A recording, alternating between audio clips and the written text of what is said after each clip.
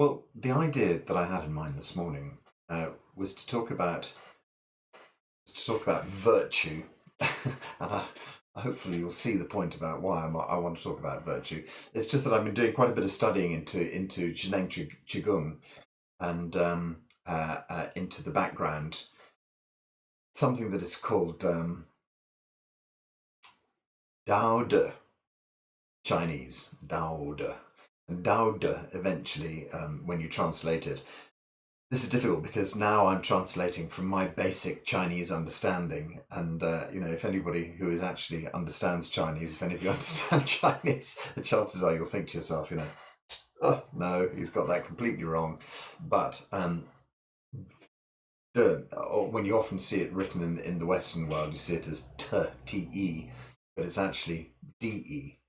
And it means virtue. And Daode, and Dao is that I have a little Dao symbol on my wrist, which reminds me to stay on the path. Dao means the path, the way, El Camino, I suppose. And so essentially, Daode means the virtuous way. And I hope that's the right translation. That's certainly those two words I understand. Hopefully, when you put them together, that's how it translates, the virtuous way. And so you may have come across an amazing book called the Tao, the Tao of Pooh, and the Te, the Te of Piglet. And those are actually supposed to be pronounced Dao of Pooh and Day of Piglet. And the reason they're in West they're kind of written with a T is that the British system, the Wade Giles or the Wade Gillies or something like that system, was the one that was adopted by most of the world because, as typically British, we forced it on everybody, as we always do. And that translation system, in a funny way, I think it's slightly better. It gives you a better sort of understanding of how to sort of say the words, but that translation system went out in about the sort of 1950s and 1960s, but you see it still used a bit. And what happened was that I think the communist government sort of tried to simplify Chinese a bit and to make it more accessible. And they invented pinyin. You may have heard of pinyin before. And pinyin is the other translation system that gets used quite a lot. And so now, and it was certainly taken up in America, which is sort of the bottom line. So the biggest kind of reading audience of English, if you like,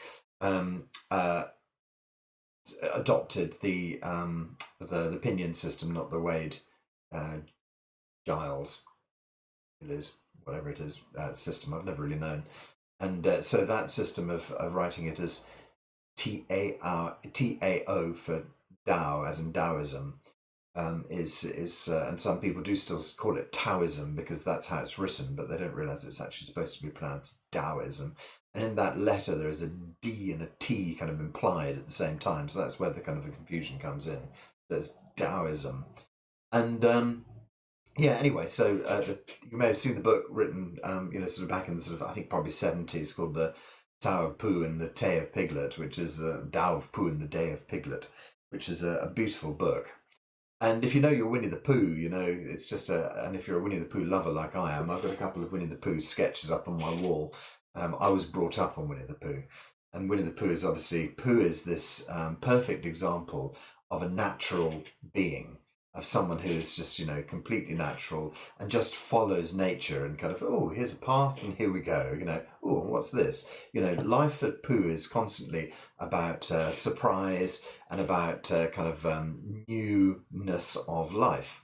And so he's what we were talking about last week, and sorry if you weren't here last week, we'll get into a recap in a moment.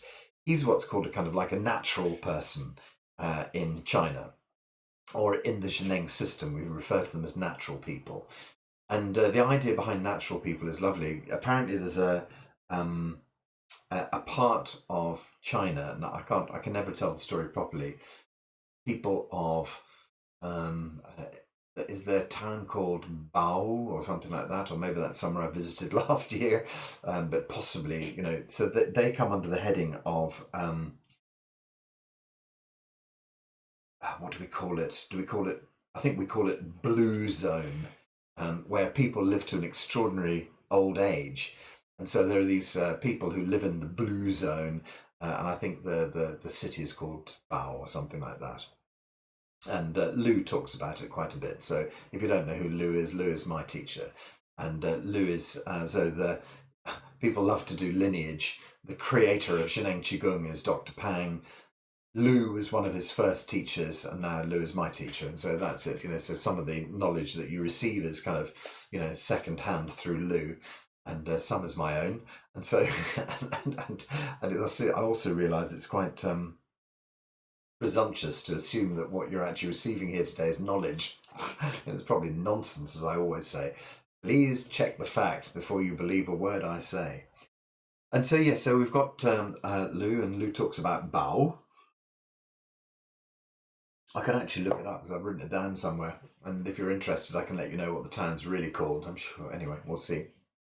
So we have these people who live there to a ripe old age, and he described it because it's quite a common documentary subject in Chinese TV. In CCTV, you often find them sort of with scientists and specialists going off to see the people of Bao to ask them why they live to be 125 years old. And generally speaking, they live in sort of virtually what we would refer to as mud huts, with dirt floors. Their water supplies are not sort of crystal clean coming off the mountain. They're sort of dirty agricultural water. Most of them smoke. So Lou described, or my interpretation of what Lou described, was people sort of sitting slack-jawed, sort of beside their huts with a fag sticking out of their mouth, smoking away. And, the usual idea of them doing virtually no work at all, or I suspect it's probably the men who do virtually no work at all, which tends to happen in tribal societies. Can't we return to tribal societies? Anyway, sorry. The idea that the men do no work, they sit around all day and smoke and talk rubbish, basically. And so, apparently, I have actually managed to work it out. I have got to that tribal society. All I need to do is sit around all day and talk rubbish, and there we are. I'm doing it. Finally got there. Okay, so so we have our people sitting there, slack-jawed, sitting around Bao, living these sort of lives that where they get. Their surroundings, their environment is not particularly good for them. It's not a particularly nice environment for them to live in, and yet they live to this ripe old age. And when he was referring to them sort of sitting there slack-jawed, the idea is that he's saying that they're not spending all day on their phones and on TV. They're not being panicked by traffic. They're not worrying about the news. They're living a very, very natural life. And so in this kind of natural state that these guys live in, they're able to, sort of live a much more simple, easy life. And in that simple, easy life, that means that they end up living to be, 125. So the people in this village are some of the oldest people in China. And they have nothing. They live in total poverty, dirty circumstances, nothing going on in their lives. And as I say, most of them smoke. They still happen to live to be 125 years old. And of course, that's on China TV all the time. How does this work? And then, I'm sure that the people in China who are working, every hour that God gave, look at it and go, isn't that amazing? And can't quite understand, like we do in the West, how it is that these people live so long when we're running our lives out at high speed. An interesting side note is ginseng. Ginseng is something that sort of, keeps you sort of moving and revving and keeps your sort of, qi flowing. But it was noted that Chinese emperors who took lots of ginseng lived fast and died young, which I think is fascinating. It's literally like sort of, moving up your metabolistic clock. Metabolistic clock, I'm not sure so there is a thing, but if you know what I mean, speeding up your metabolism to such a degree that you live a fast, furious, bright life and then die early. So I think that having a little bit of ginseng is good for you, but I don't think having ginseng every day and large quantities of it, pure, as I'm sure princes were getting, is a particularly good idea for anybody. So so these guys are the reverse of that. They're metabolic clock is running extraordinarily slowly, and so they're kind of like literally dissolved back into nature. And so going all the way back around to the start of where I started from, we have Pooh and Piglet, And Pooh is the character who is a natural person. He's just kind of like, rolling along at life's speed, at a very, very natural speed in nature. And, just once in a blue moon, an extraordinary thing will turn up, and, a red balloon turns up, and it's kind of, oh, red balloon. And that's it for him. And then, the balloon's gone, and, well, hey, and that's life. And so, yeah, we look at Pooh and Piglet as the sort of the great examples. And as I was saying, for those guys who just joined us, the Chinese words Dao of Pooh and Day of Piglet describe their kind of own personalities. But what I wanted to get onto today is Day of Piglet. And Piglet is a lovely character, if you remember your Winnie the Pooh. He's the stalwart friend who will never ever let you down. But the interesting sort of thing that we look at with Pooh is that he's riven with insecurity. And he thinks about himself being this tiny little thing in this world full of heffalumps. And, he's constantly sort of worried about his life, and he's constantly fearful about everything. But when push comes to shove, he's always able to produce the goods. He's always able to come up with the solution. And the story where the tree falls down with Owl and Pooh and Piglet inside, and Piglet's the only one who can actually climb up a drawstring or something, to the window that's now on the roof, and get out and go and alert everybody. And he has to overcome his terrifying fear of this. And they say to him that the beauty of being such a tiny little piglet is the fact that you're the only one who can actually get out through that skylight, or what's become a skylight, and the advantages of it. And he then sees in himself his own true nature, that he's able to be this extraordinary being in this one moment to save the day and rescue his friends. And so, from the story, we see all these lovely things of Piglet, fronting up and becoming a really brave individual, and also finding his inner te, his inner virtue, in able to overcome all odds. So how does virtue relate to us, and what do Pooh and Piglet have to do with us? And so when we look at the model that we were using last week, we were using this model of the 5 selves. Okay, so the 5 selves. Oh, hello, we've got Rosie come and join us as well. So last week we were using the model of the 5 selves, and the 5 selves are basic nature, as it were. The natural person fits into the first self. And then we have second-hand self, self-image, the ego self, and the true self. And so just to give you the very short précis, the true self is kind of your universal being, if you like, the perfect version of you. What is left when we move on to the next life, what is unbreakable, always continues to be and exist throughout time and space, as your true self. And that your true self becomes embodied in this, weird 3D existence.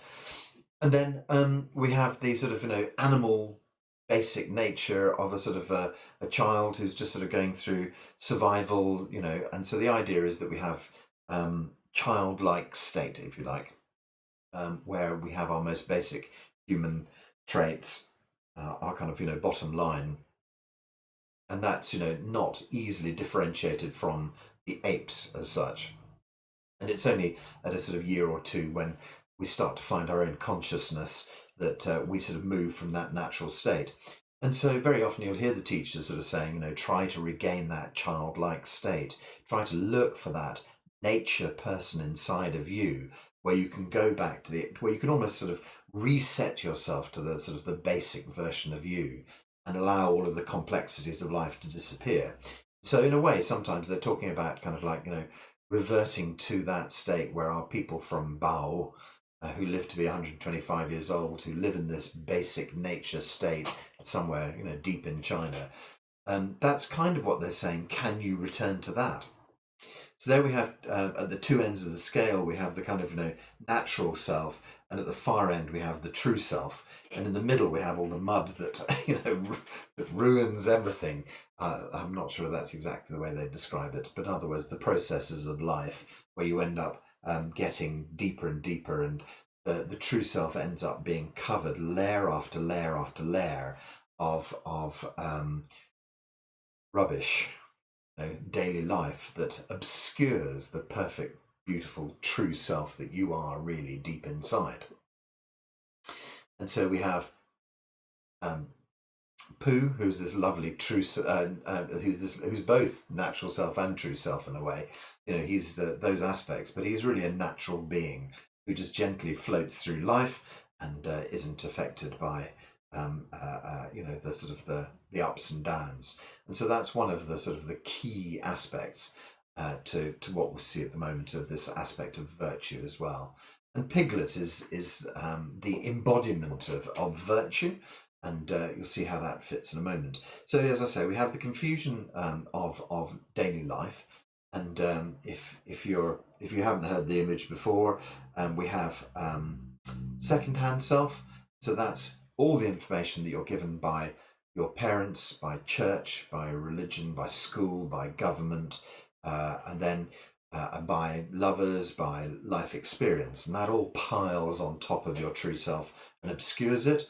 And then we have self-information, and those are all the stories you've told yourself over the years about who you are and what you can't do, and so forth. That also layers over your true self to obscure things. And finally, the missing part is ego.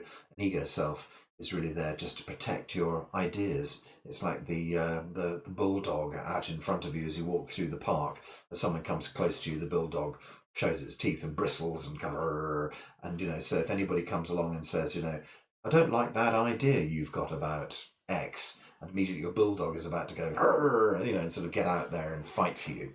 And so your ego essentially just keeps your world contained, keeps your ideas intact, because as we know, there's nothing more difficult than actually breaking down our own ideas, because we've made them and we believe those to be true. And when somebody comes along and goes, and it's kind of like, what? Why? And then I'm going to fight for what I believe in. And of course, we see a world full of wars because there's so many people who haven't made it emotionally past the age of 12 who want to fight for everything they believe in. Fight for stuff they've been told from a book that's 2,000 years old, which they've interpreted through 5,000 different filters, through blah, blah, blah. Anyway, never mind.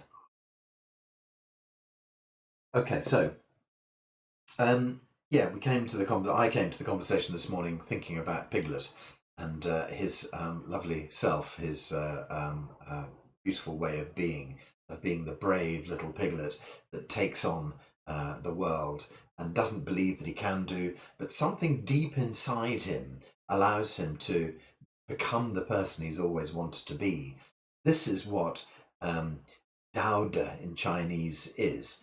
Daode describes the virtuous way, or the way of the virtuous person. And so there's a lovely kind of aspect to Piglet, which is him being very, very self-contained. Piglet's not out there pushing himself at people like Tigger, let's say. He's just a very, very self-contained, internalized kind of person. And yes, he's got his worries, and yes, he's got his inner strengths. And those are in balance. But when push comes to shove, he's able to bring to the forefront what's required. And so this is an aspect of virtue. And I wonder if I can dig out a question. Hold on, excuse me while I just dive into my. How would I look? Okay, so I was looking at some. Look, 2 seconds. I can pull it up on my phone. There we are. Everything possible to call up on one's phone. I'm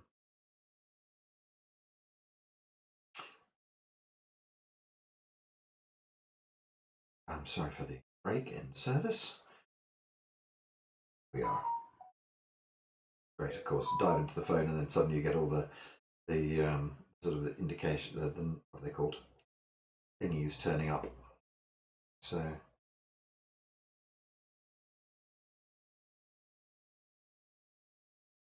Essence of bodying, cultivating Daode. Okay. So this is a little passage that comes from uh, from Dr. Pang's. Okay, so what happened was that back in the 19 let's put places and time. Back in the middle of the 1990s, Dr. Pang was asked to write in a very influential.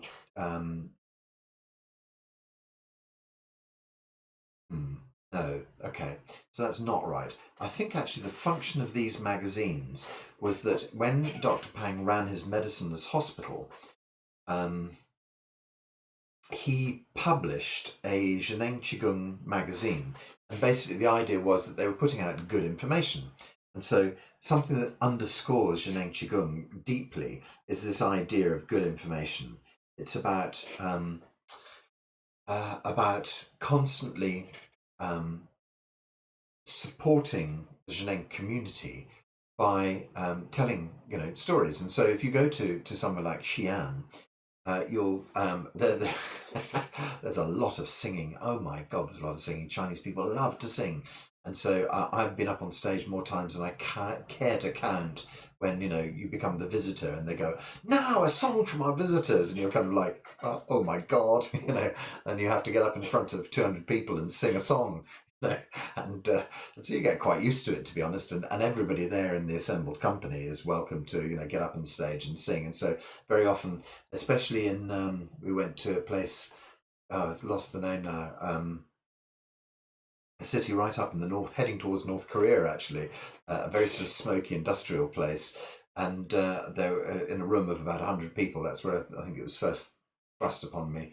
And I was dragged up on stage, and the best I could do was a rendition of Flower of Scotland, and I explained to them it was our national song. And rugby and things like that, and everybody looked blankly but applauded furiously when I'd finished. And it was kind of like, wow, okay. So I think they were being respectful. And yeah, it's great. But the thing was that the singing song sessions, what we thought we were going to a meditation session, and in the end, the singing song session took about an hour. Everybody wanted to get up and do their turn, and so yeah, we cycled through an entire group of visitors. All five of us had a go, and then 25 other Chinese people singing national songs and marching songs and healing songs and all sorts of things. Beautiful. And of course, there's a purpose behind that as well. What we would call in the West icebreakers.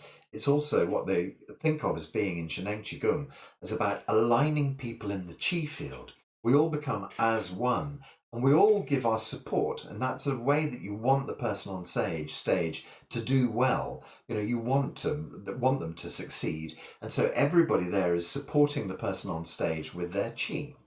And so that, in a way, becomes part of the creation of what we call in Zhineng Qigong a qi field.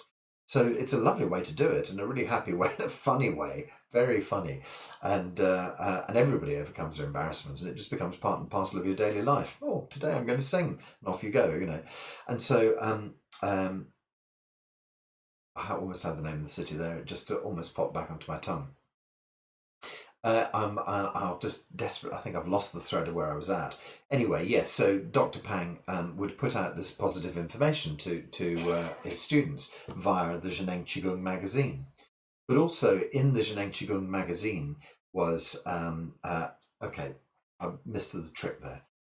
Get up on stage and sing your songs, but the next thing that would happen would be that the people who had some movement with their Zhineng Qigong, I don't really mean talking about that kind of movement, although I suppose it would have been entirely acceptable if you'd been constipated for weeks or whatever to get up on stage and say, my Zhineng Qigong has cleared me out.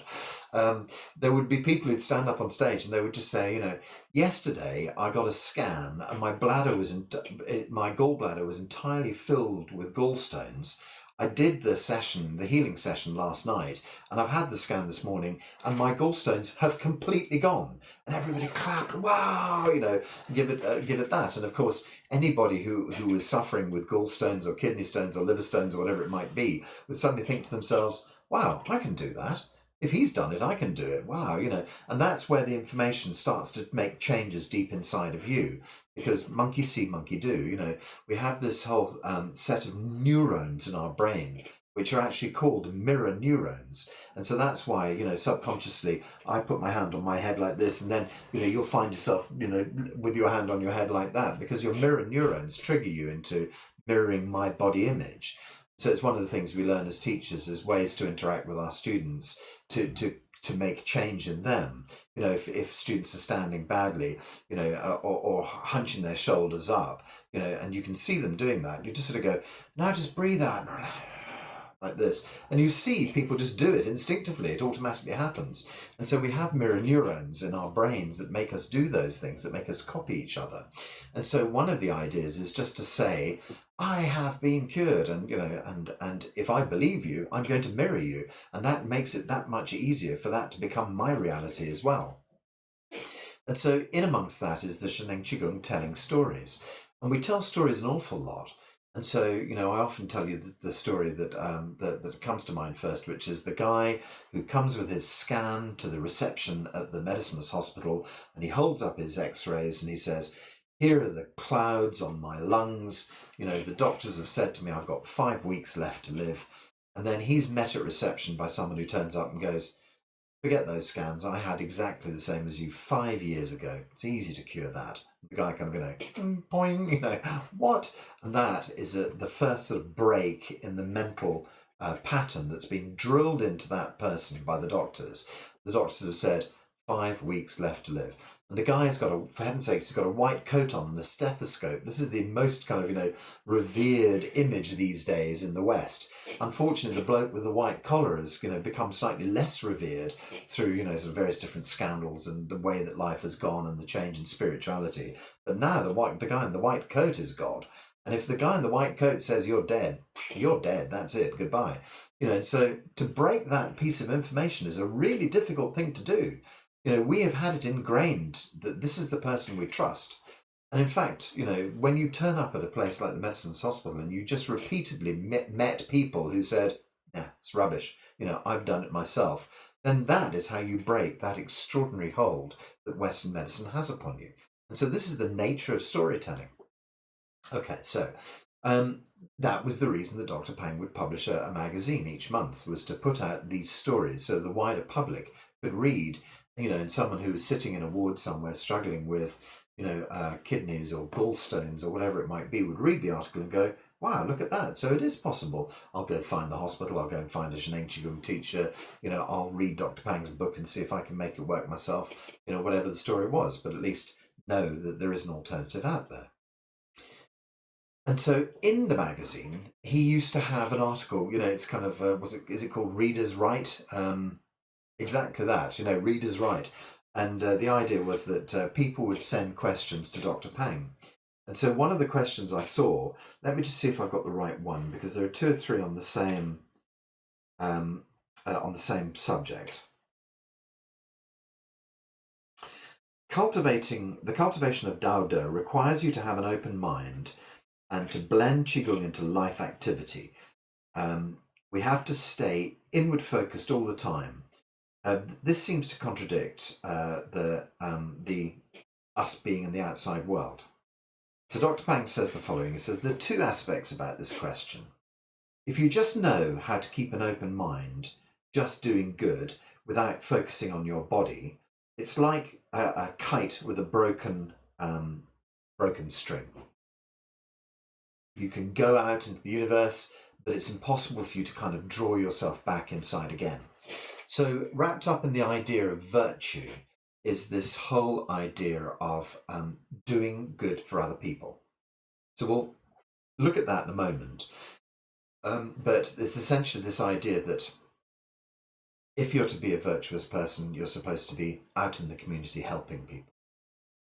So he says, in a way, that's a little bit like being a kite whose string has been cut. You're often out there, you're doing all your things out there, but actually being able to come back to yourself is not as ostensibly possible because you become so involved in the other life, as it were. There's a saying in Buddhism that you do good to get good results. And he says it's not particularly appropriate in this. He said in the past, people sort of say, do good, but see no good. And in fact, some people do a lot of good, but they don't have the idea of coming back to themselves. The mind is completely outward focusing, and that draws your qi outwards as well. When you do not have sufficient qi, you're not able to do things well. For instance, if you're walking the road and a car's coming up behind you and you hear it popping the horn, you want to move, but if you don't have the energy, you're too tired to get out of the way, you're going to have an accident. And so he says, if you don't have sufficient qi, if you have sufficient qi, you'll obviously be able to walk away naturally. And therefore, a completely open mind is not good for their health.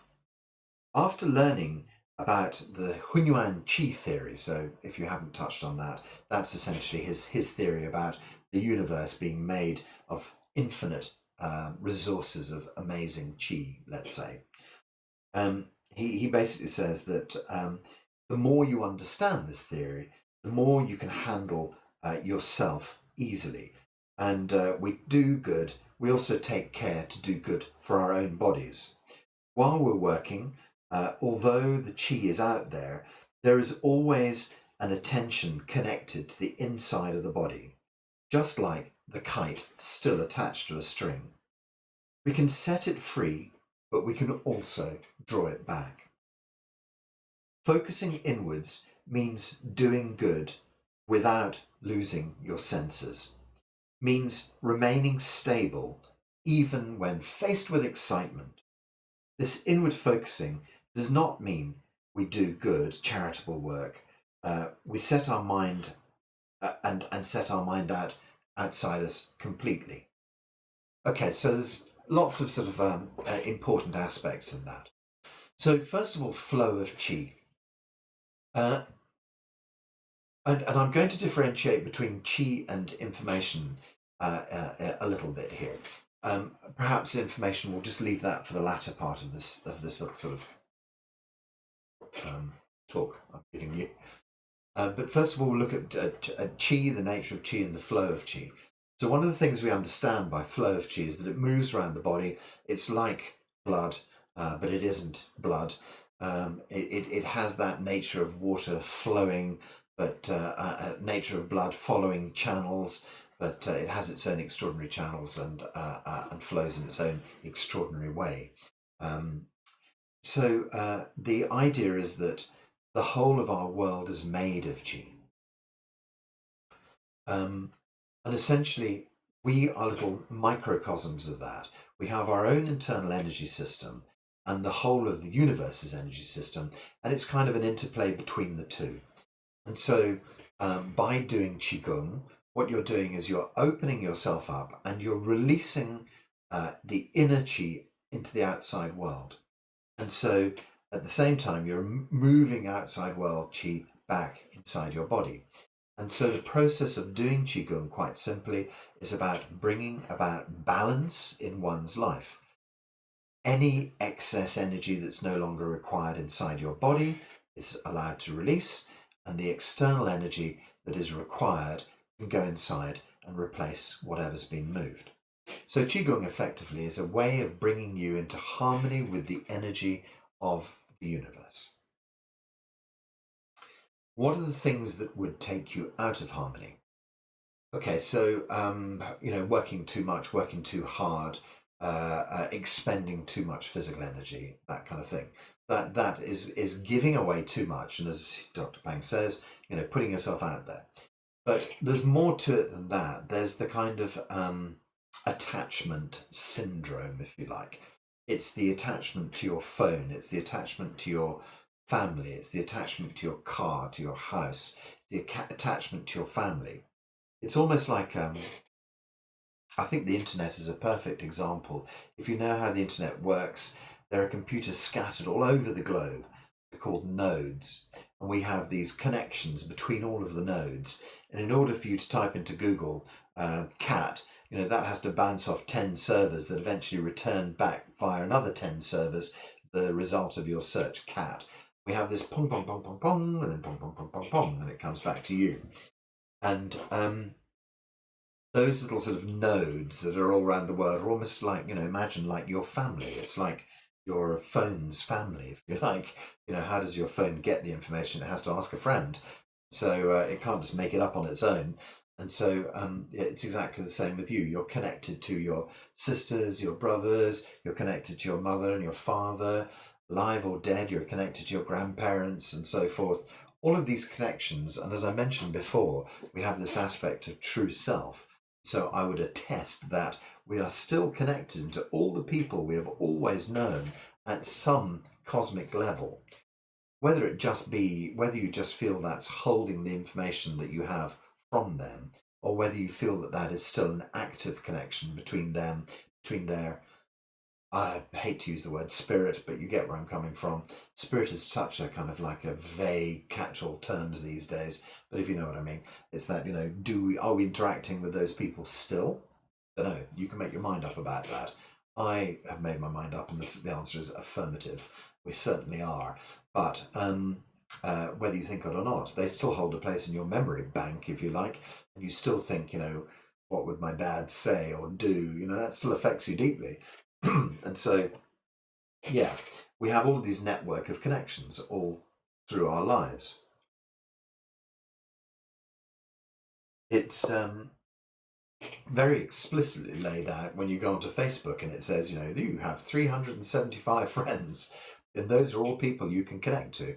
And so there used to be these, 7 degrees of separation, and then 5 degrees and 3 degrees. I think, we're down to about 3 degrees of separation now. I think the idea of that, I feel sure I wrote about it in my book, as yet unpublished, if anybody's a publisher, about how the original idea of the degrees of separation was sending a letter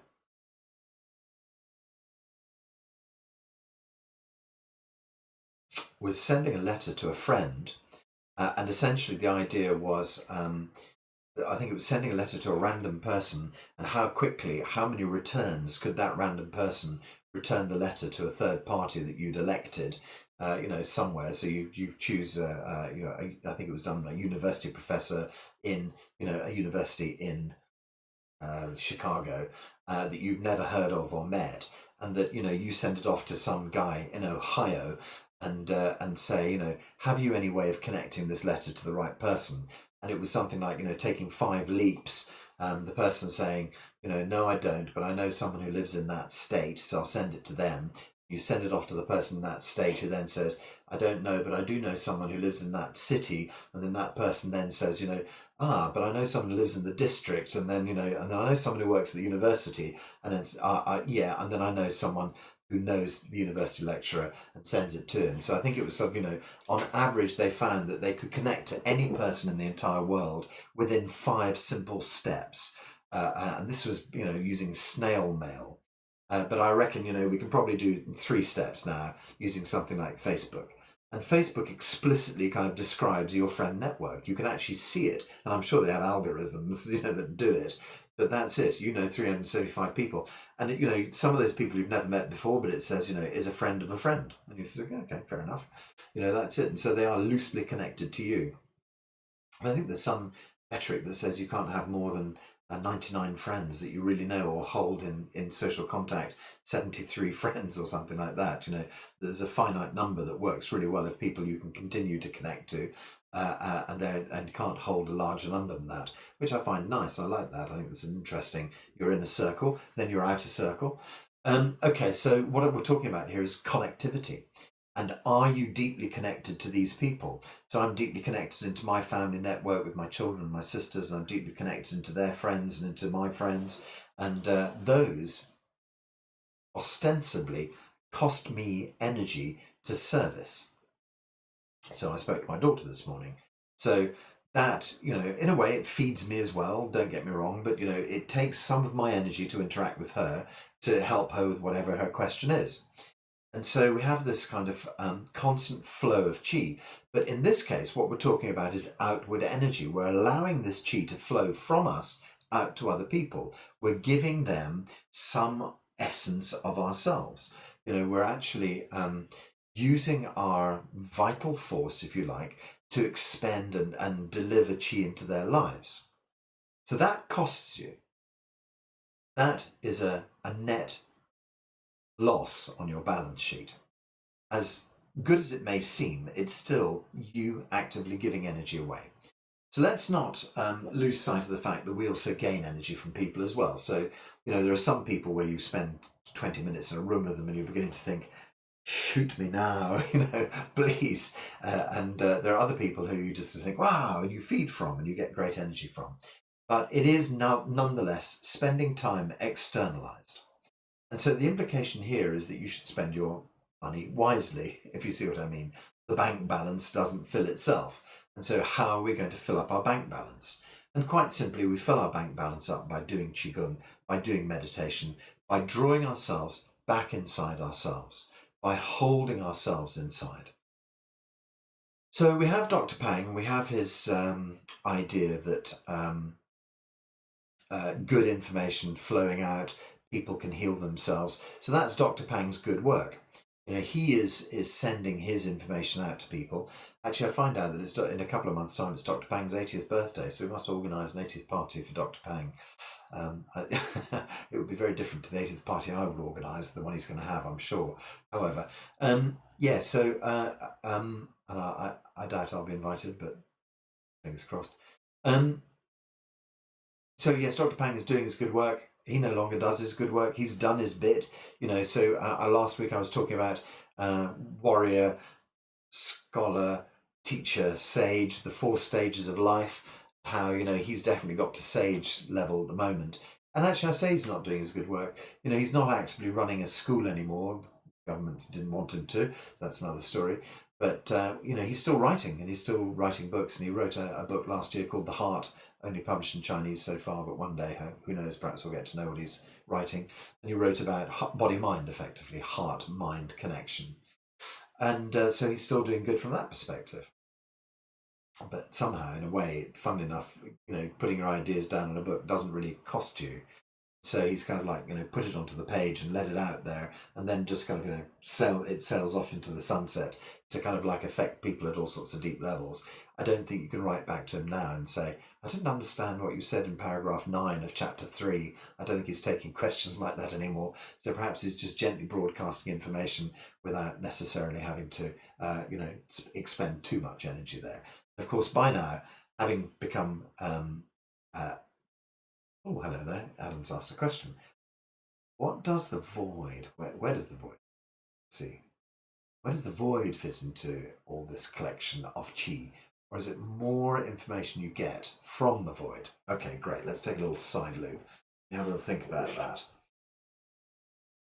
Okay, so that's back to the original model that we use from time to time, which is qi, space, and information. So the triumvirate.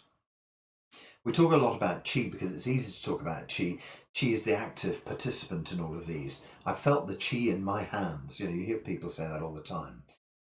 What my colleague John would like to say is you never feel qi. What you're feeling is change. And so, qi is this subtle energy that makes our entire universe. And qi can move from being into non-being. See what I did there? Very good. Not being into non-being. And ably illustrated there by me. The idea that qi is actually space, undifferentiated. And another side loop off the side loop off the side loop. The thought that space is a void is really quite a non-productive one. The void was the best translation that Thomas Cleary could come up and with when translating all the sort of the marvelous Taoist works. Because how do you describe space? And as we're beginning to discover, when we look at our quantum physics, that when we gaze out into that, it's not empty. And so I love the story about the Hubble telescope, and so many kind of astronomers get, you can book yourself half an hour on the Hubble telescope once in a blue moon with a waiting list as long as 25 arms, and this one guy decided that what he wanted to do with his little window of Hubble telescope that had been granted was to take a photograph of things he couldn't see. So he picked a patch of the darkest piece of night sky where there was nothing there at all. And every single time the Hubble telescope went round, he took a photograph of his, couple of minutes of using it. He took a photograph of this blank space of nothing, and then they superimposed these high density photographs, 50 of them on top of each other. And then they discovered, another 100,000 galaxies and another million planets. And so to think that space is empty it's a bit of a sort of 1950s kind of sci-fi ideas, the void. It's just a vacuum that if you get into it, it'll just suck you into oblivion and you'll explode.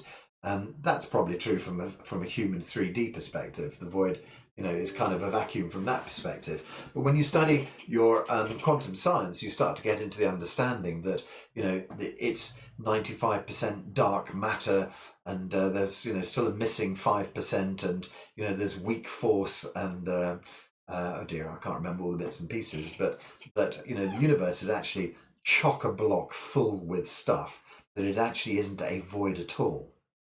And so very often in ancient sort of, Taoism, they talk about something coming from the void. But actually what we talk about in Zhineng qigong is hunyuan qi. So I think the direct translation of the void is hunyuan qi. And the understanding of hunyuan qi is that it is an undifferentiated source of energy that fills our entire universe. And so, as I always call hunyuan qi, it's the one kind of Lego brick. You can't make any smaller. It's just the smallest, nastiest thing to stand on in the universe. And the whole of the universe is filled with these little ones. And then when we start to bring our information, our intention to those Lego bricks, then out of the void comes some form. And so we have the triumvirate, which is chi, space, and information.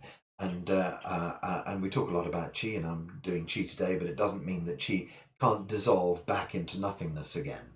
So everything moves into these forms. That's the circle of life. That's day and night. That's yin and yang. Everything can be and then not be. And so I think that Alan is probably what we refer to as the void in kind of like sort of Taoist circumstances. Is it more information you get from the void? Okay, so yeah, so hopefully that answers it. That chi, space, and information are really the sort of the active participants in this whole kind of void idea, as it were. The void is a very commonplace kind of thing in Chinese kind of culture, but I don't think it's a very good translation of it, to be honest. I think chi, space, and information gives us a much better kind of more rounded, full of feeling. So, where was I rabbiting before I went on to those side loops? So, yeah, looking at this model that Dr. Pang created, we have this good information that we use to change the chi structure inside our bodies. And that the chi structure is this inside and outside affair that when you do your qigong and when you do your meditation, one of the purposes of kind of in lift you up, port you down, of push and pull, is to draw yourself and push yourself out into the universe, and like the kite string, pull yourself back inside your body. So we're constantly using this flow of energy to move out and become one with everything around us, and then draw from the universe, the infinite universe of energy, great information and chi back into our bodies. And so this is the qigong structure, is the idea of learning how to cultivate your body to the best of your possible abilities to keep yourself well and healthy. Okay, great. But that's not the full story, because if you're working away with your qigong day in and day out, and your yoga or whatever it is you choose to do, it still doesn't guarantee that you're going to be a healthy person. I think, given a 30-year trajectory of, every single day repeatedly doing your qigong for 2 hours a day and being a faithful person, yeah, of course, I do. I really genuinely think you will solve all your problems. I think they will dissolve. But what we have is, would we rather be in a position where we could shortcut that? And so, of course, I think the answer is yes for everybody. So when you hear the Chinese teachers talk, often they talk about people who are excellent practitioners, but they're still, getting cancer. Why is that? They've been practicing faithfully every day. And of course, the other side to it is their mental state, the cultivation of their mental selves, what you would call mental hygiene. Have you cleaned out your mind today? Have you taken a broom and swept clean? That's the big question.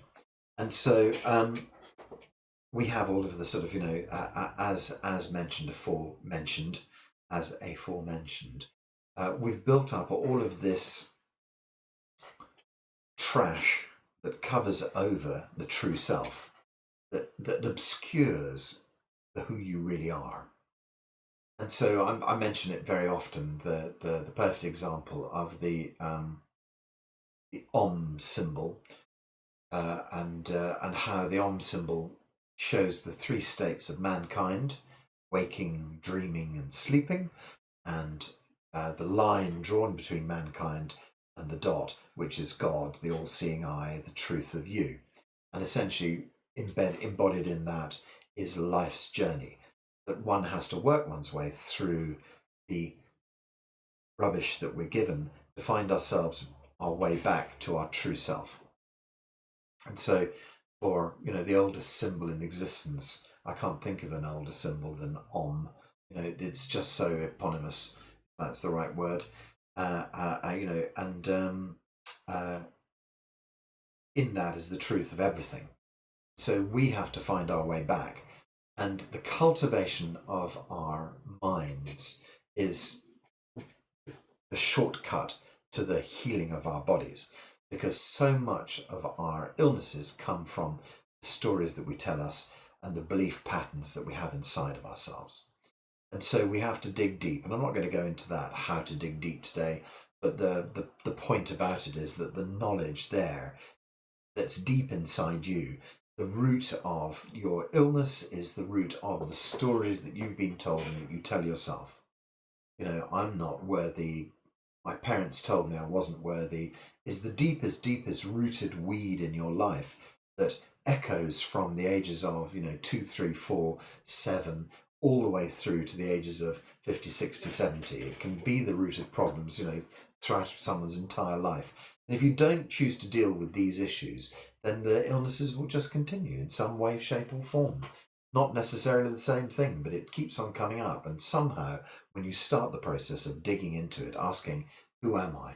Why does this affect me? What is this all about? That you end up, finding that the same problems, that a myriad of problems, keep on coming back to the same root. Okay, so the cultivation of one's mental hygiene is a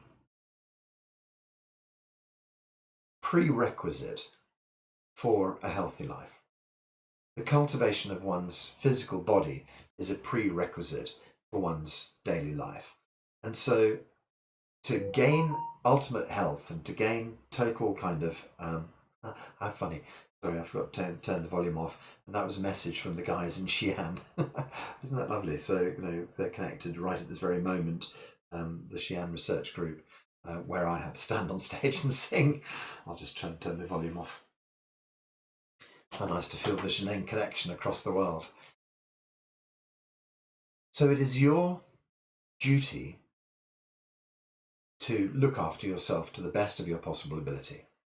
Because the truth of the matter is, you really can't affect anybody else. The only thing you can do is to be the best possible you. And if you can create you as the best possible you, then the ripples of you out into the world will make the change that you want to see. So be the change you wish to see. And that is becoming the embodiment of Zhineng qigong in this case, but it might be becoming the embodiment of yoga or another style of qigong or whatever. It doesn't really matter about, what path you choose. It's the fact that you have to follow that path. And that path is Daode. That is the path of the virtuous person. Okay, so what we're saying is that in order to be that virtuous person that Piglet turned out to be at the very beginning, in order to be that person, what is required is the cultivation of self physically and the cultivation of self mentally. And so it's your duty, I would suggest, as a human being, to cultivate these things, to follow your Daode, the path of the virtuous man, as it were, to be the virtuous person. And I use man in the sense of mankind, not just bloke, please. Let's just note that. Follow the path of the virtuous man. And so I would suggest it's your duty to follow the path of the virtuous man, and that nothing else is of any importance at all. And that is a devastating thing to say, because the question is, well, what happens to my family? What happens to my work? What happens to, everything else? All of those are naturally knitted into the fabric of our universe. We've been placed in relationship to all of these things. And what I'm saying is that if you look after yourself properly, then everything else fits into place. Everything else will just naturally work. And anybody, and all of you may well attest to this, the idea that when you start on your spiritual journey, people just fall by the wayside. People you've spent all of your life with just disappear, just kind of like, you just see them in the rear view mirror as you motor on your spiritual journey, and they kind of drift away. And they were great friends who were perfect for that time and place, drinking buddies, whatever it might be, who just, just no longer have a place in your life. And it can seem like a very lonely journey. You can seem like the voice crying out in the wilderness for an awful long time. And then you suddenly discover that there are new friends and new people who come and join you, and that you have a whole new journey, a whole new family to journey with. And of course, sometimes it means genuinely leaving some family members behind. And your life becomes a breadcrumb trail for your family. So don't ever think that you've ever deserted your family, because what you've actually done is you've opened doors for them. And if they wish to follow, that's wonderful. And some people never will. And we just have to accept that some people's path in life is just not to follow. They've got they may just have chosen in their own spiritual evolution to kind of like, not evolve much in this lifetime. And who knows, the next lifetime they may follow your energy again in a different way. And so, if you are genuinely the sort of, what you're genuinely becoming here is essentially becoming the teacher for these people. And if they wish to follow, they can. If they don't wish to follow, that's just life as well. There's nothing you can do about that. So don't feel that, you've missed out on something. Don't feel that you've lost something when, you're kind of not fitting with your family. Just accept that, everything is right. Everything is exactly as it should be right now. And just be totally grateful for everything you have in your life. Totally grateful for the path that you're treading now. Nothing is wrong. Nothing is ever wrong. Wrong is only a judgment made by you. They say one man's terrorist is another man's freedom fighter. And that, in that little phrase there, is the perfect dichotomy of life. Oh, lovely. And Sahara says it's been a journey of acceptance and surrendering. That's exactly it. It's exactly about that. It's letting go of the things, letting go of everything, letting go of everything. When you discover letting go of everything, what it really means is that some things find their way back to you in a beautiful new way. Things you just thought, no, never ever, and then suddenly you find they're back, but in a whole new different way. So allowing things to let go, not holding on too tightly to life. If you're gripping onto life, with every kind of, how are you ever going to enjoy that? You have to let life be what it wants to be, and you be what you want to be. And then you discover a whole new way of being. So let's, as Sahara says, surrender totally. Just have gratitude for all those wonderful things in your life. I'll tell you a very odd thing. My next door neighbours moved out. I live in a semi. My next door neighbours moved out. The landlord was going to do some building work with it, and never has. And then we had coronavirus, so the house has remained empty for ages. In that cold snap that happened a few days ago, my boiler obviously switched the central heating on and blew up. It wasn't ready to return to work apparently. And so I've had to go and shower next door in this empty house every morning. And I walk back into my house and I just think to myself, I have taken you for granted so much, just the fact that I can actually walk into this beautiful, beautiful house. And the even odder thing about it was that there was a sort of a rush to both of the houses came up at exactly the same time. And I tried to move into the one next door, and then I couldn't get down to see it from London quickly enough. And the landlords let it to someone else. And then I tried to get into this one, and the landlords let it to someone else. And then I just felt devastated. Just thought, oh my God, what have I done wrong here? And I wrote to the landlords and I said, I can't believe it. I wanted both of those houses. Either one of them would have suited me. And the guy said, I'm terribly sorry, but if you can't come down from London, you can't have the house. And I thought, what have I done wrong? And I sat there for a while and I just thought, I must change something about this situation. And then out of the blue, the landlord phoned up again and said, that other house, the second house has come back on the market. Do you want it? And I said, yes, I'll be there in 2 hours. Don't let it to anybody. Got into the car, drove down, saw this house, moved in. And now I moved next door and I realised, thank God I didn't get the one next door, because the one next door isn't half as nice. And now it's been re-shown to me how unpleasant that house is next door. It's been re-shown to me how extraordinary it is that we have hot water in our lives. Just turning on the hot water tap, what a gift that turns out to be. Just walking through the front door of this house, what a gift it's turned out to be. Every single day, I should just remind myself how extraordinary life is, the amazing things that have happened that even allow me to be here in this house, afford the rent, etc., etc. And so gratitude, yeah, I'm absolutely up for that. Just sometimes something shows itself and you think to yourself, wow, the most basic thing, having a meal on the table, that's what we say grace for. Remind ourselves, of the beauty of what is actually happening here. Somebody's feeding me. Whoopee. Yeah, so Dr. Pang talks about Daode. He talks about the cultivation of Daode, how it's almost our duty to, if we wish to move forward in our life, it's our duty to cultivate ourselves at the highest possible level, to break through the old patterns of humanity. And what he's talking about very much is the subject that we've been touching on very briefly: new world ways of thinking, and being thrown out of my this world version of my house, jolted into a new way of seeing my house, is a perfect example of new world thinking. It's being outside of your current comfort zone and being shown your life, seeing it for what it truly is, from a whole different world. So the new world over here, standing in the new world, seeing the old world for what it is, and seeing back into that and realizing, you don't have to be like that. You don't have to you don't have to be stuck in the patterned way of thinking that you were. You can step back from your life and gaze back to it, see everything in a different frame of reference.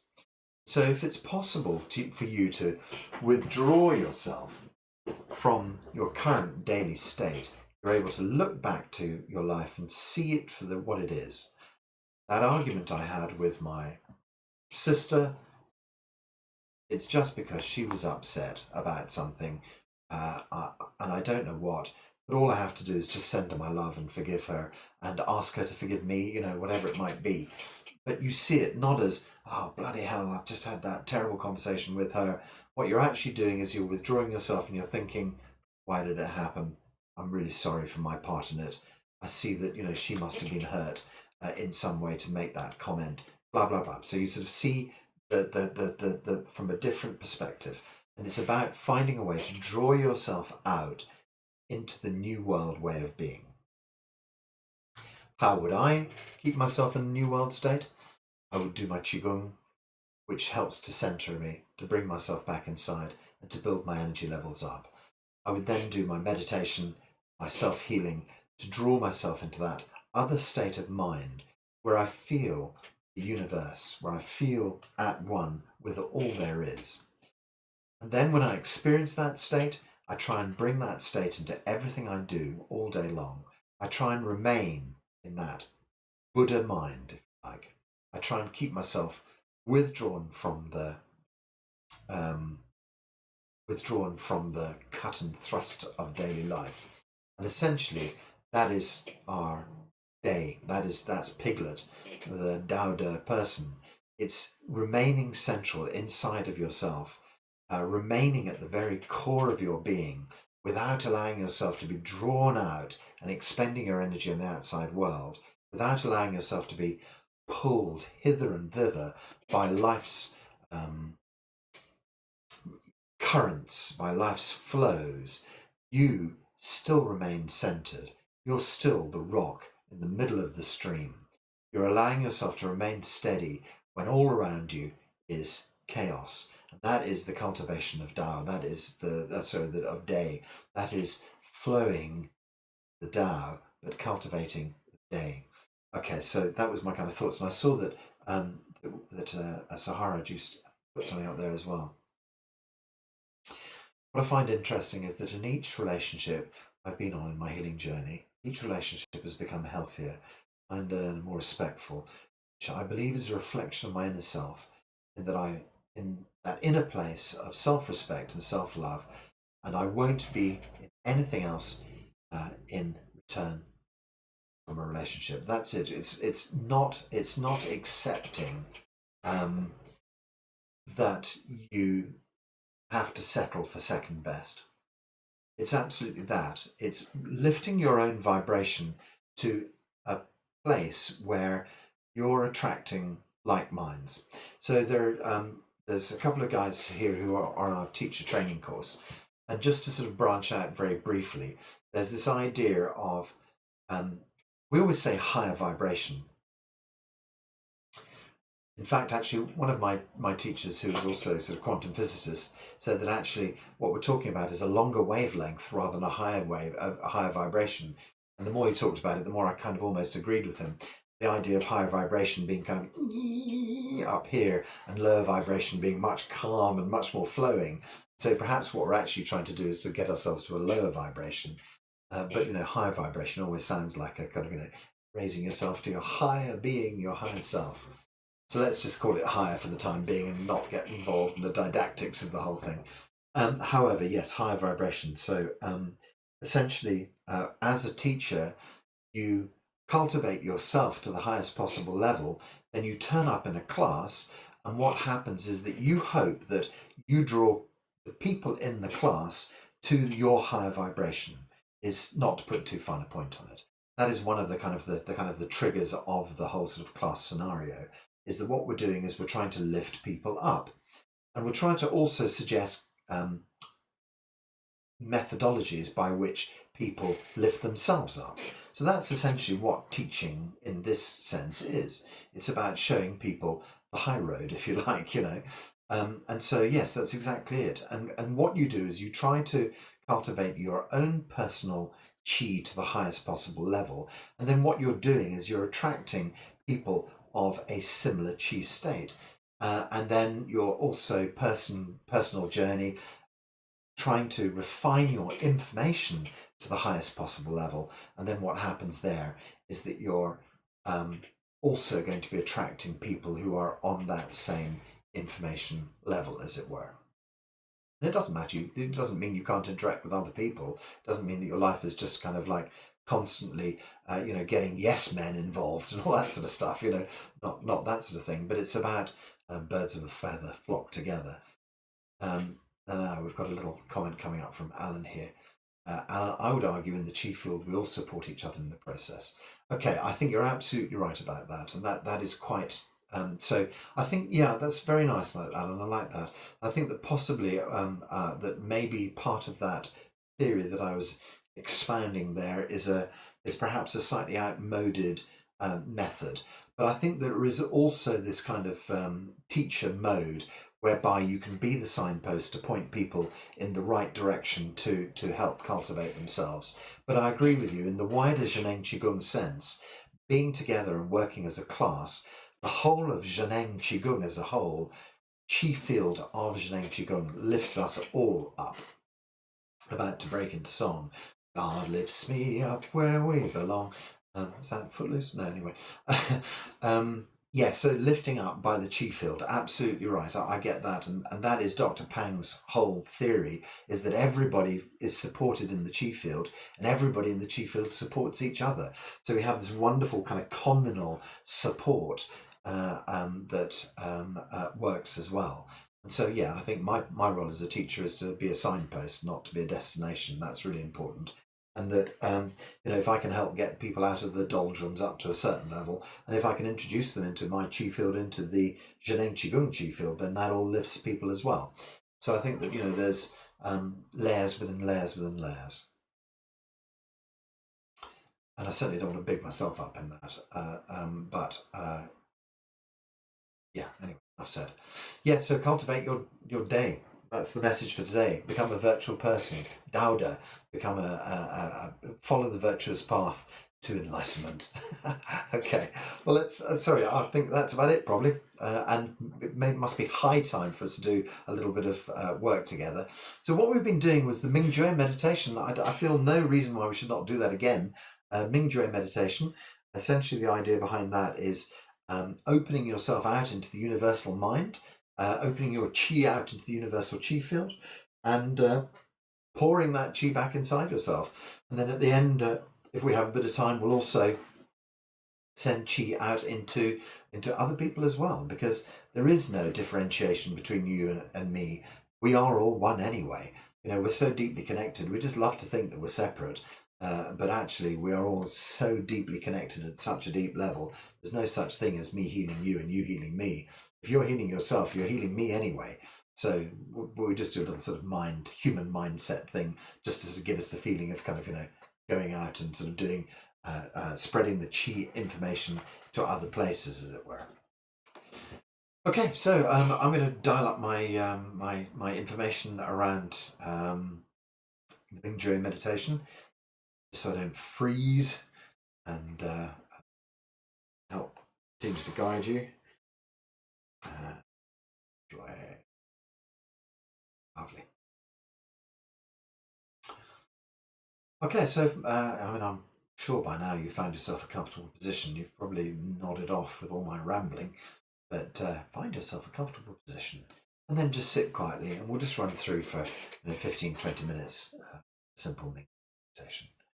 Okay, so just bring your mind back inside. So if that set off a whole cascade of ideas in your head and questions and things like that, you just have to kind of like find a way to bring them into a kind of still space and let them calm and let them relax. Mind back deep inside. Gently close your eyes. Just focus inside into the center of your brain. The center of your brain, sort of behind your third eye, right deep inside. There's probably relates to the pineal gland, right in the very center, a place that we call the Shenji Palace. The Shenji Palace is just an energy field. What we're going to do is kind of call upon Shenji just to locate it deep inside the center of your brain. So all we do is we just quietly say to ourselves,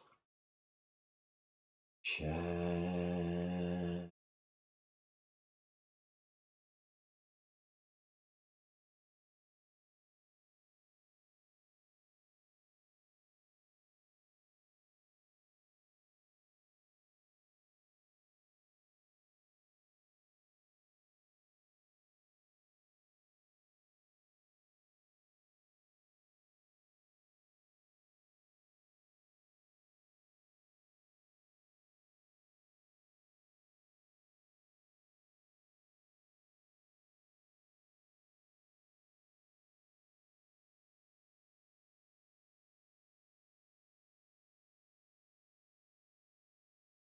Point in the center of the brain.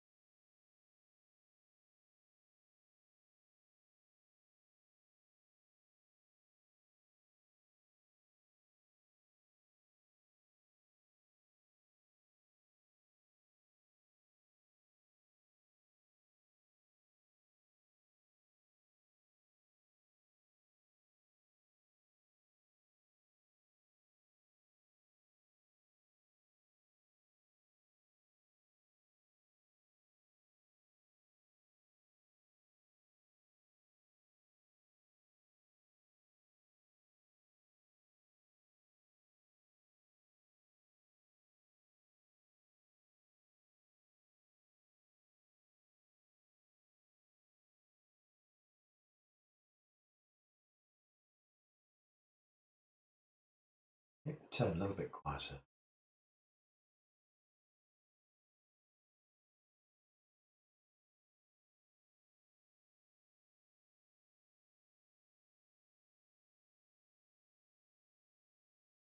Inside the center of your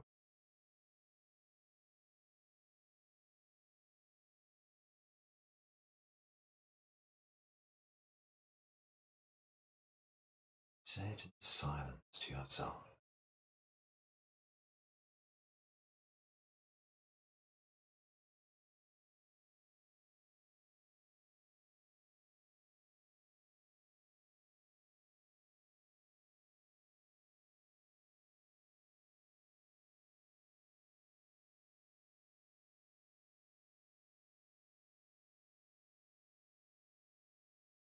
Center of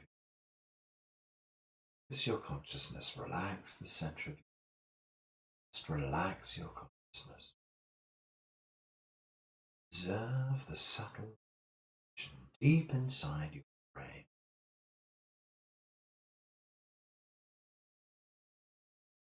Self to expand the center of your brain out in the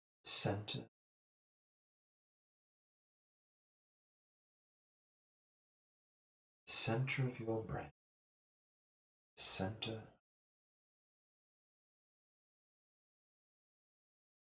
dissolve into the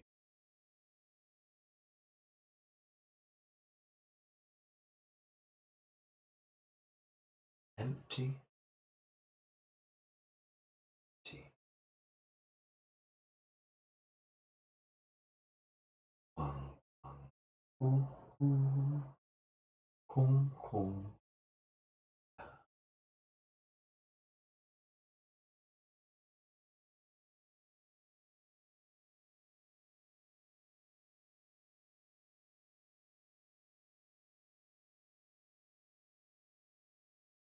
Merge the universe.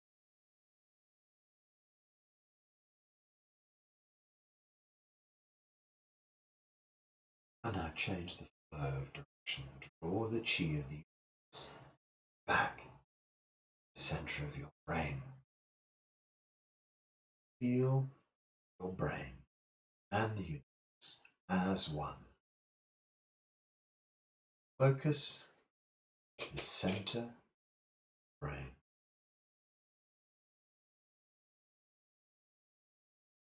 Allow this chi, the center of your brain, to suffuse your whole head.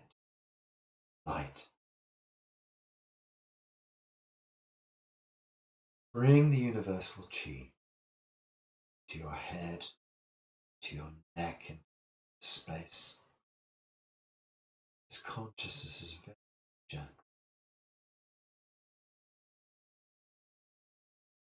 Feel inside.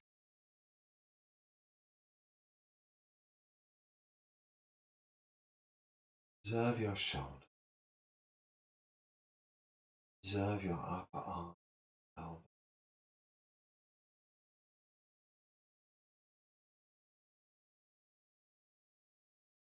Gentle chi. Observe inside you, deep inside Tien. Observe inside you, deep inside the chief. Observe the spine, filled with universal chi. Each of your hips, pelvis,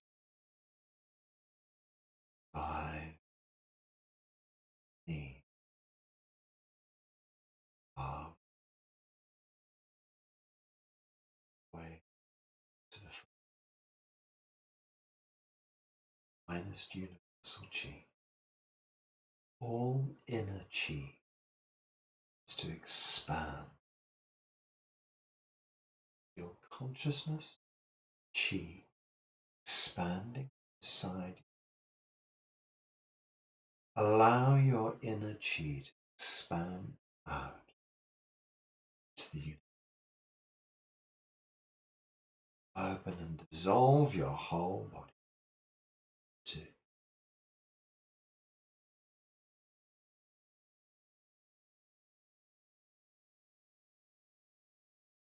Feel pure awareness throughout your whole body, throughout the whole urge inside, outside. Become one in.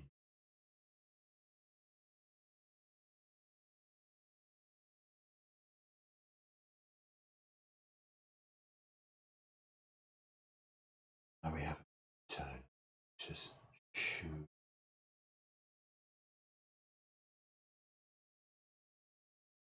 As we say shoo, it makes our inner space finer. It refines internal energy. It allows us to better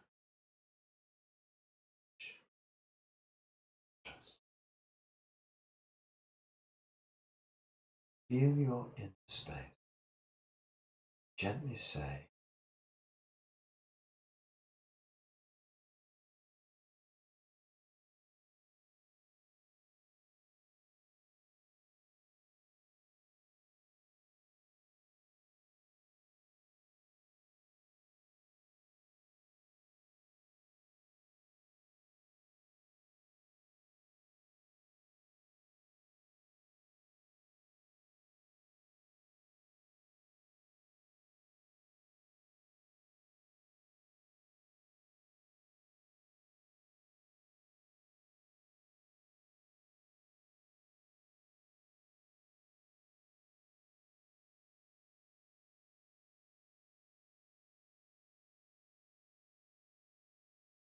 smile, feel this experience.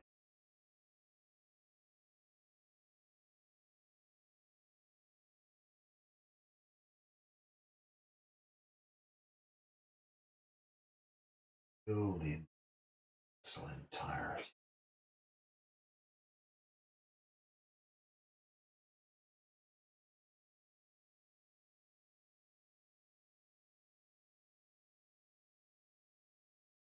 Start to say shoo more quietly.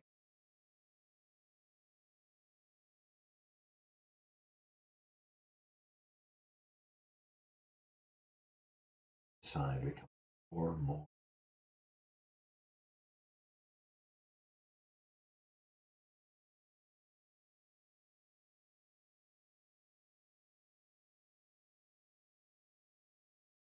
Universe Chi.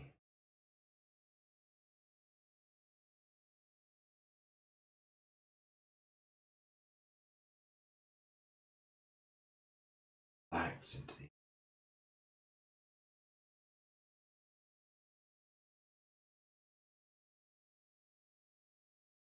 self as total consciousness.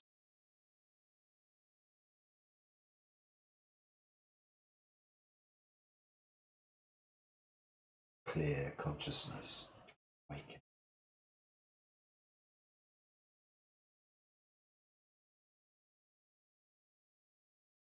Touch.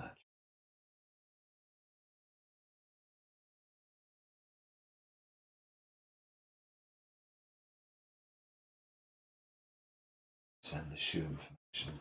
You clear.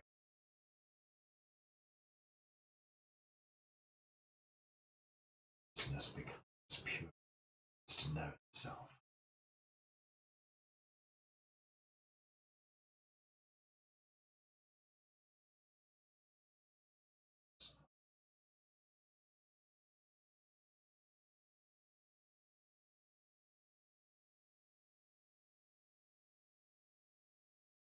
Watch yourself say shoo.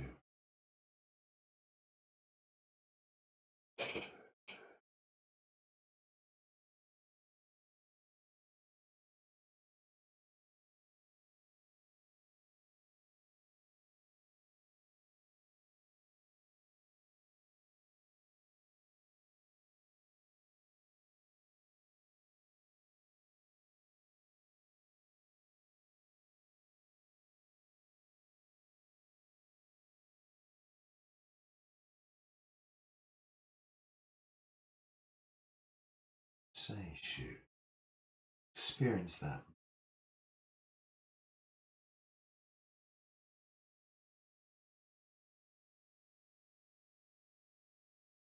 Experience the moment. Seishu.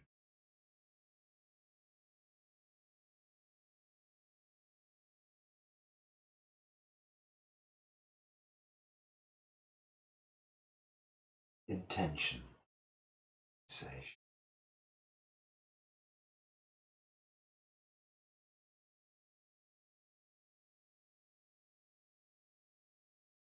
Intention leads to the motivation to Seishu.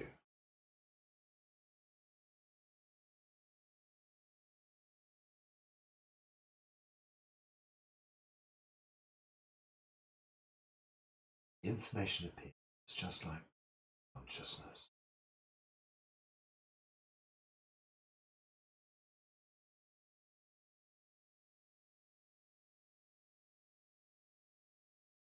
Experience the moment. Seishu.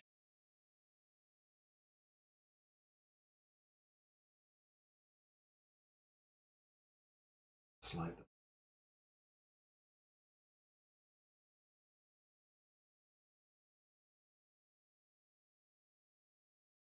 experience that powerful moment.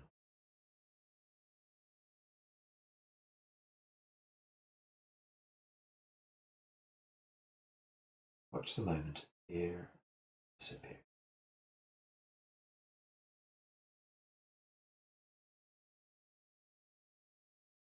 Bodily chi, this is physical feeling.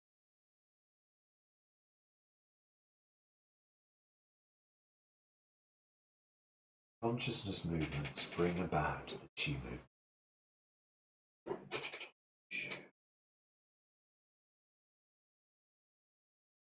Consciousness moments bring feelings to you.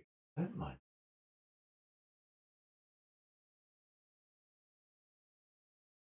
Just experience the state.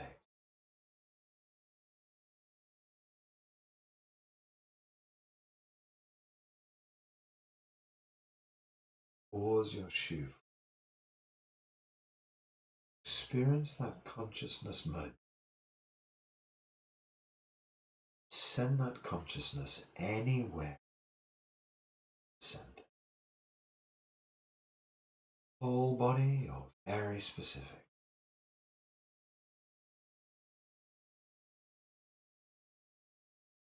Penetrate your consciousness deep into that aspect.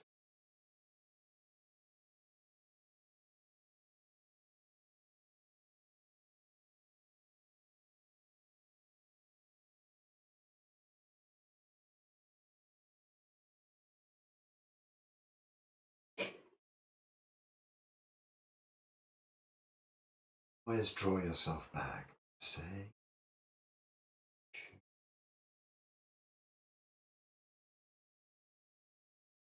finding the moment, consciousness, extending that moment of consciousness into you, just holding that moment of consciousness.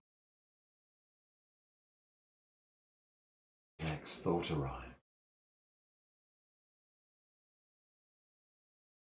If we can remain in this consciousness moment, we can extend this healing information to anybody's life. Extend it into yours. Extend it into your family and friends.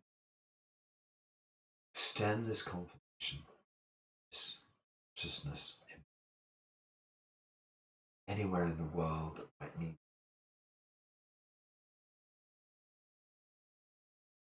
Consciousness is the true self. Consciousness knows what is best. This is unconditional. Flow that unconditional love wherever you wish. Always you first, then others later. Fill your body with conscious information, the information of how to heal. Allow that chi to flow into your healing information. Everything is good. Everything fixes. Everything returns to perfect working. Allow that information to go deep into every cell of your consciousness. Information reinforms every cell of what they're supposed to be doing. Fill every cell with love and stay relaxed and send this consciousness information. You don't have to know what it is. You don't have to know what your problem is or how to heal. Just send it, knowing good information penetrate deep inside. Stay in this new world space daily, place beyond physical time and space, infinite. Repeat this experience.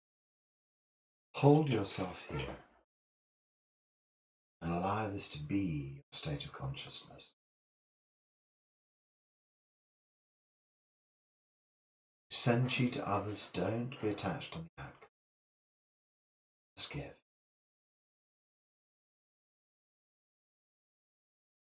Your pure consciousness, their pure consciousness. Information cascades down through that. By practicing our Ming Joy on ourselves, we help others. By practicing our Ming Joy on others, improve our own day.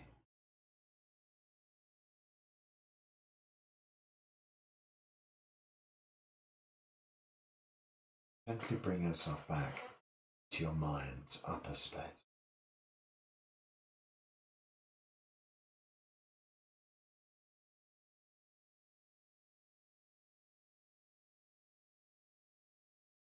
Feel your neck and shoulder, arm.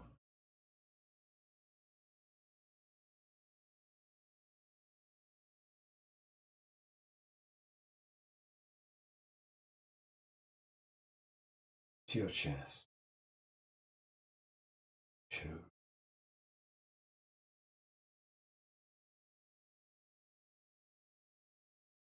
lower abdomen.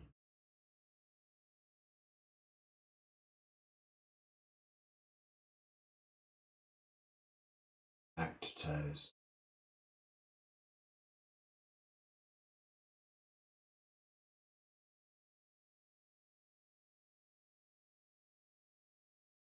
Front of body to toe.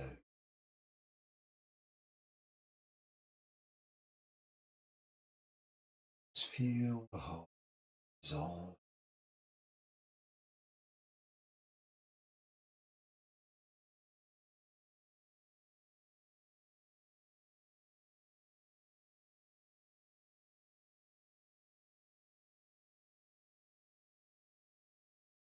Consciousness inside the belly. Consciousness inside the consciousness inside the thigh, knees, calves, ankles. Consciousness in every deeply every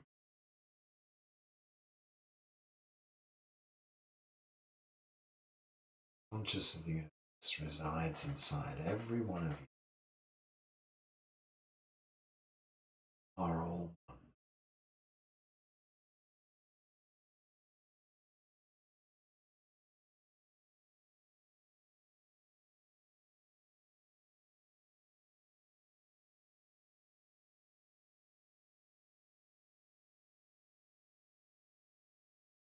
Okay. Slowly start to bring ourselves back to ourselves. Try and keep this Mingjoy state throughout the day. And allow yourself to be in this balanced state. Practice returning to the new world. Gaze back at old world.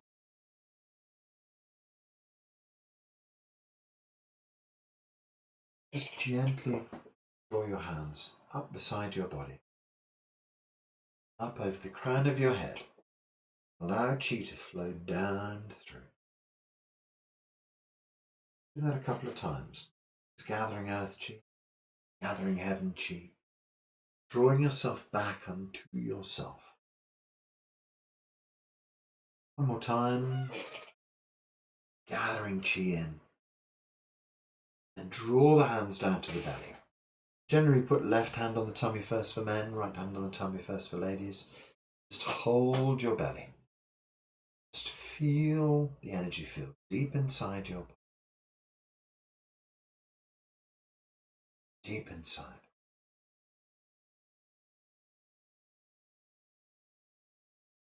Lower dantian chi is abundant. Blood and chi flowing well through.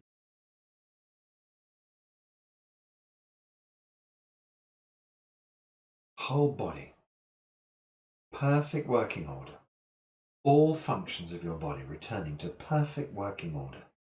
All functions of your body normal.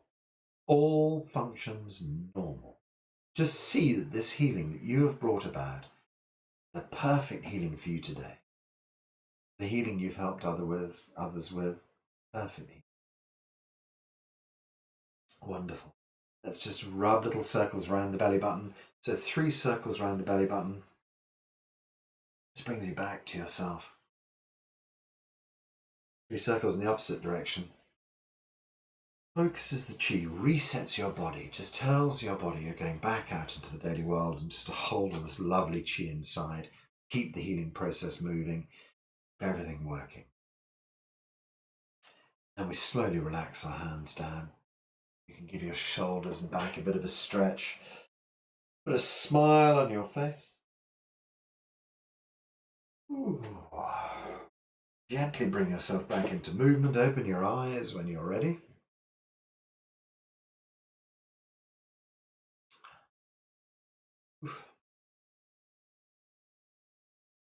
Say up in Scotland, away with the fairies there.